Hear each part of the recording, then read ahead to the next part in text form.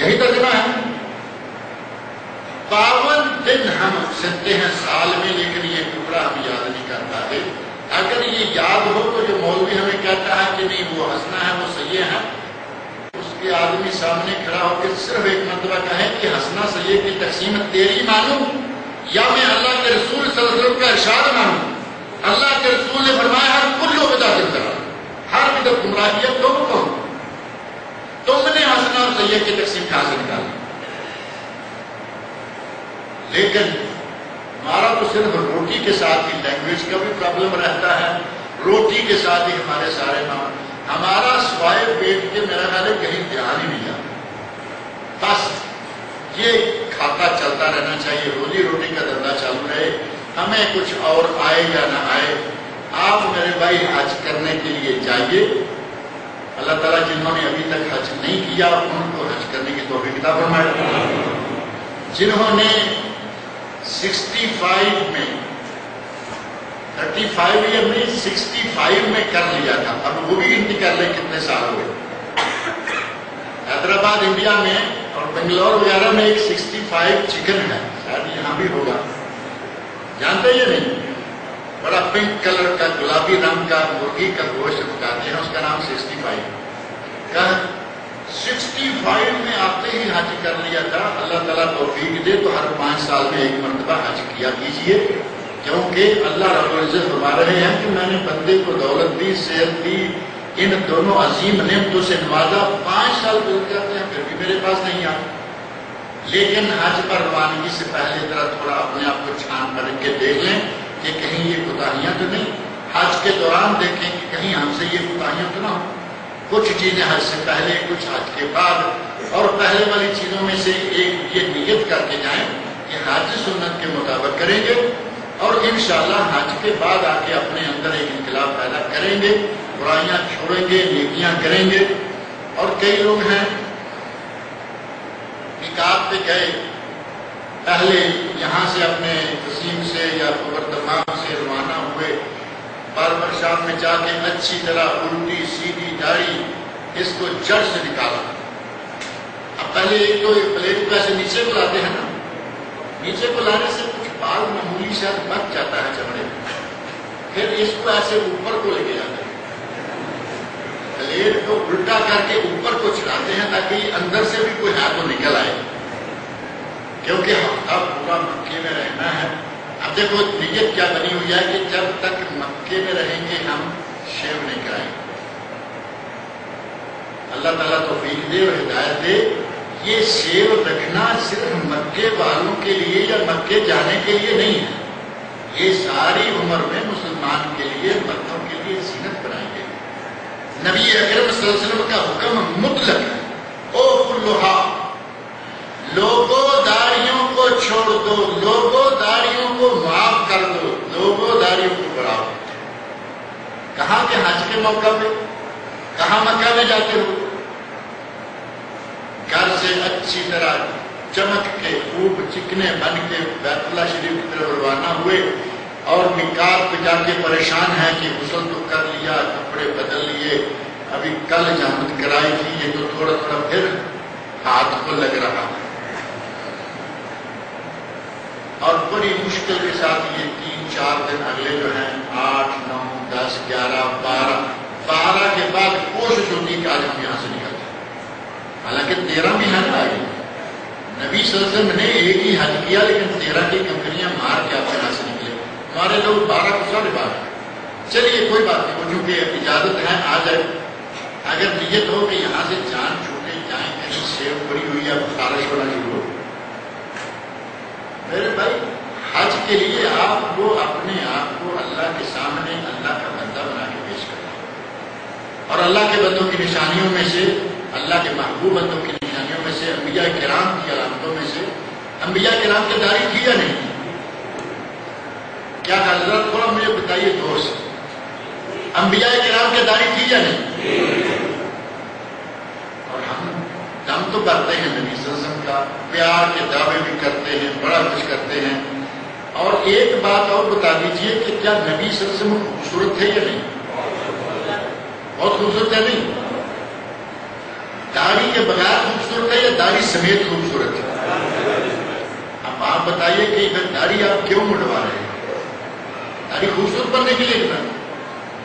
نبی صلی اللہ علیہ وسلم داڑھی سمیت ساری دنیا کے سب سے خوبصورت انسان تھے.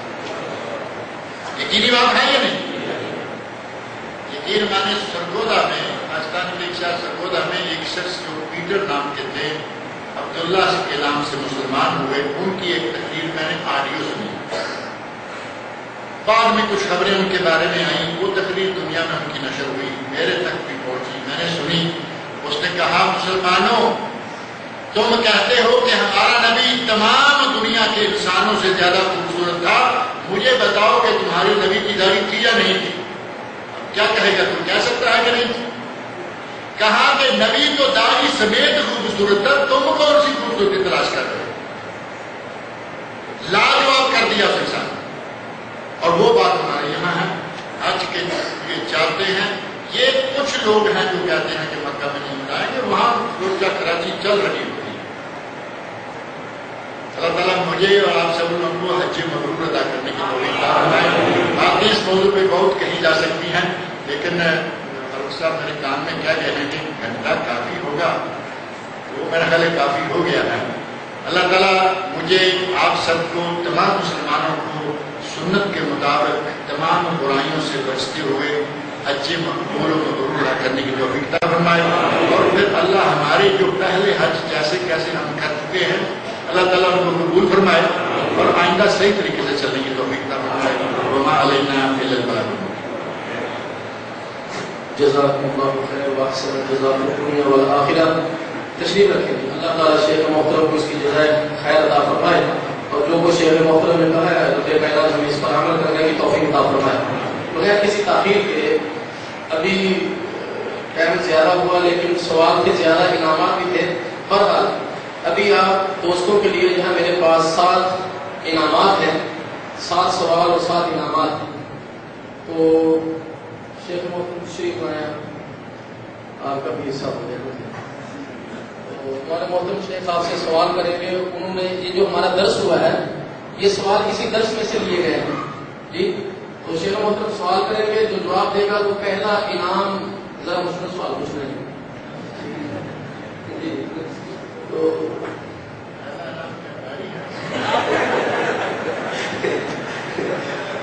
وہ اس اشارے پہ جو ہے وہ رمضان سے پہلے گاڑی کھڑی کری تھی انہوں نے کہ رمضان میں جو گاہک آئیں گے تو ان کے لیے انعام ہے. وہ بھی تک کھڑی ہے، وہ کیرلا والوں.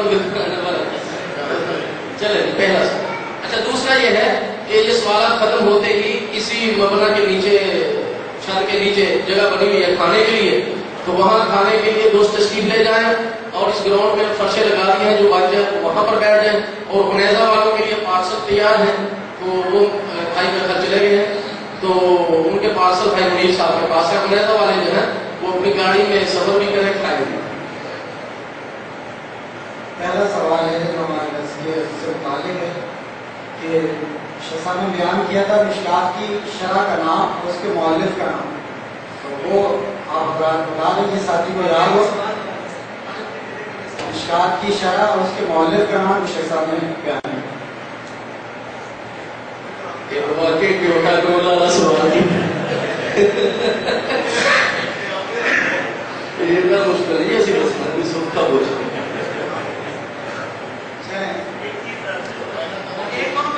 ان 2 چیزوں میں سے کوئی ایک بیان. کتاب کا نام بتا دیں یا مؤلف کتاب کا؟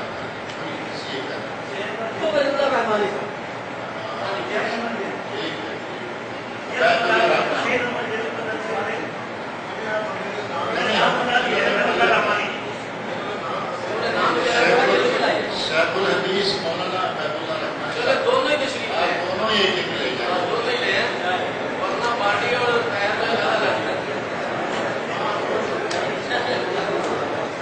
چاہیے شیخ صاحب نے بیان کیا تھا حج کے مہینے، وہ مہینے جو ان کی تعداد اور ان کے نام ہوتا ہے.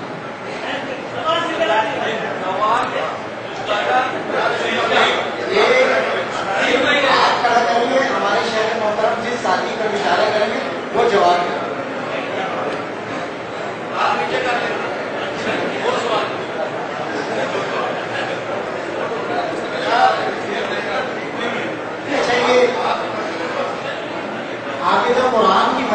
صاحب نے بیان کی تھی وہ ذرا بیان کر دیں.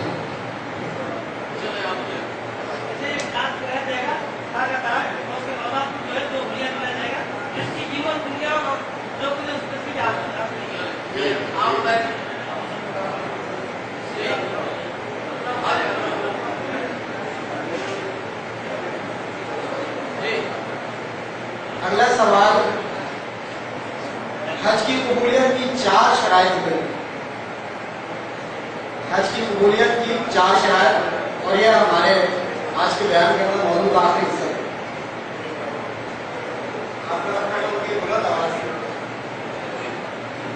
حج کی قبولیت کی 4 شرائط.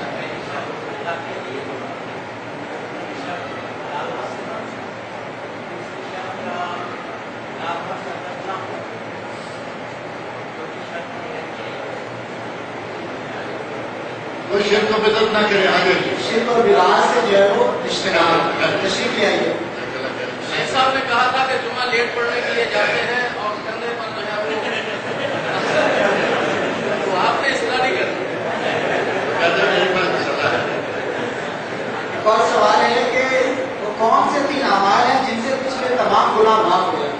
شیخ صاحب نے ایک حدیث بیان کی تھی اور ان کے اندر وہ 3 اعمال کا تذکرہ کیا.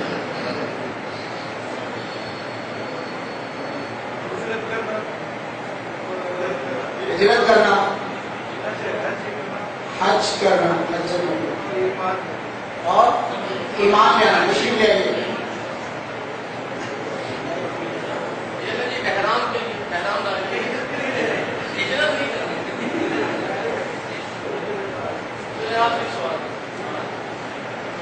درس کے شروع میں شیخ صاحب نے حج کے اور عمرے کے حوالے سے آیت کا کچھ حصہ بیان کیا تھا.